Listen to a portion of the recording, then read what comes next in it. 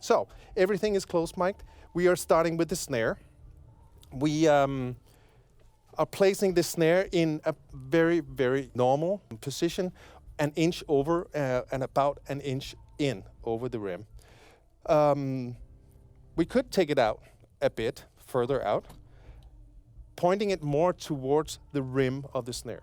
Around the rim of any drum, we have all the overtones, the fast-moving transients on the outside of the drum. On the inside, in the middle of the drum, we have the lower tones. So if we want to have more brightness, we point at the rim, the edge, and if we have more low end, we point more towards the center of the drum. Opposite on the cymbals, where we have the low movements, the slow movements, the low frequencies on the outside, and then the high frequencies on the center. If you just think of it as the cymbal is suspended in the center, and the drum skin is suspended on the rim. So it's at the suspension, we have the fastest movements. So anyway, we will point this snare drum mic around the rim of the snare, pointed that, and we also have a microphone underneath picking up the snares to get that crispy sound, which the tom mic, snare drum mic doesn't pick up because it doesn't hear the reflections on the floor as everyone else hears. And you always have to remember with the under snare drum mic, because it's pointing in the opposite direction from the over snare drum mic, the slower moving frequencies will cancel out. The low end will cancel out in those microphones. So what you do is flip the polarity, the electrical polarity of that bottom microphone, flip the phase, right? And then that gives you positive low frequencies from both microphones. So when you add them together, it's still punching as opposed to canceling out. And be very, very observant that when you're using different types of microphones on the snare, that phase can be in phase or out of phase from birth. I've seen a lot of snares mic'd with a dynamic microphone on top and a condenser microphone at the bottom. And a condenser microphone and a dynamic microphone is per physics off axis, off phase 90 degrees just by how they work. So flipping the phase, you have to listen to it. You have to hear what Ashley is saying. Is it improving the phase response, or is it ruining the phase response? So you have to work with it. Here we have them opposite phase, right? Yeah. Yes. Cool. It sounds like this. It's very obvious when you flip the polarity. It's like, whoa, the bottom totally drops out. When they're in phase, you flip the polarity and everything comes back immediately. It's very obvious. Can you do it on the fly here? Yes, we can. Mm-hmm. In the DAD, that's where you're doing it on the preamp, right? Yes, that is correct. On the DAD X32, that was a little commercial.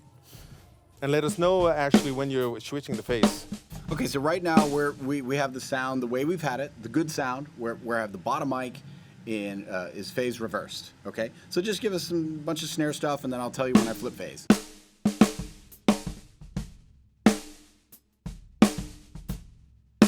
Okay, I'm going to flip the phase now. Now for me, the snare gets much thinner sounding, when you have just those two mics together. Okay, I'm going to reverse the polarity now.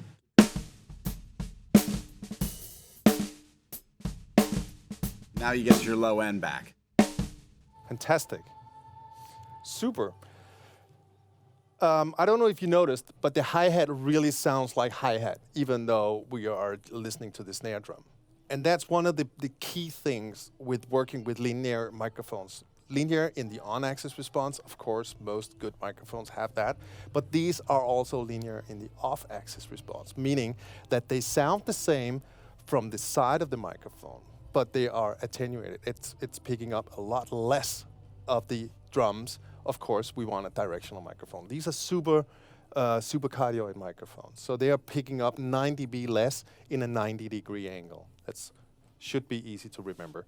But it means that we have a natural hi-hat sound in the snare drum mic, and we have a natural cymbal sound in the rack tom mic. So blending the natural sound of the overheads with the natural sound of the rack tom mics gives us no phase issues. It doesn't give us any, it almost sounds like comb filtering sometimes.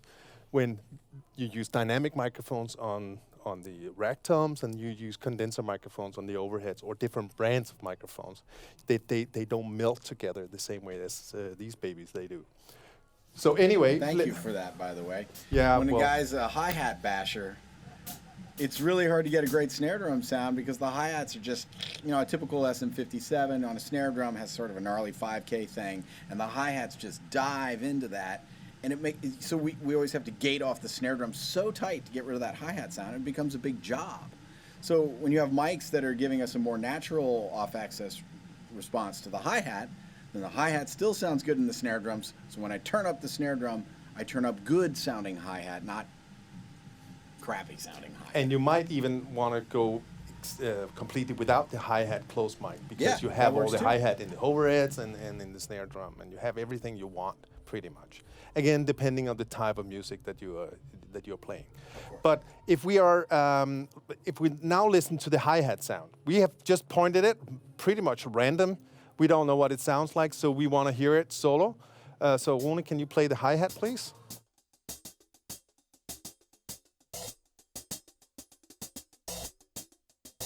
Sounds pretty cool, right? Can you turn it more towards the edge, just to illustrate what I said earlier about the low end on the edge? So you play it again. Is that noticeable? Like more low end? And then you get that chuff. Well, I call it chuff. Yeah.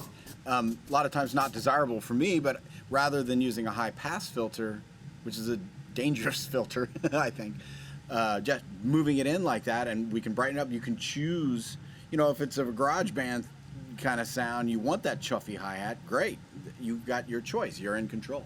And you can even, if the garage band, if you want that really low-end sound, you can even turn the hi-hat microphone upside down and mic the hi-hat underneath. With that Velcro, the universal holder that we're using on the 4099, we can put it on the actual hi-hat stand and lose one more microphone stand. So we're now down to only 2 microphone stands on the entire drum kit. And then picking up the hi-hat, the lower cymbal, which is normally heavier than the top cymbal, so it has a darker sound. So if you want more of that crunchy sound, that could be a way of doing it. But Rune, turn it back to where actually likes it in the middle, right there. So that's the hi-hat sound. And the snare drum in the hi-hat microphone sounds like this. Play just the snare. Listen to the hi-hat microphone.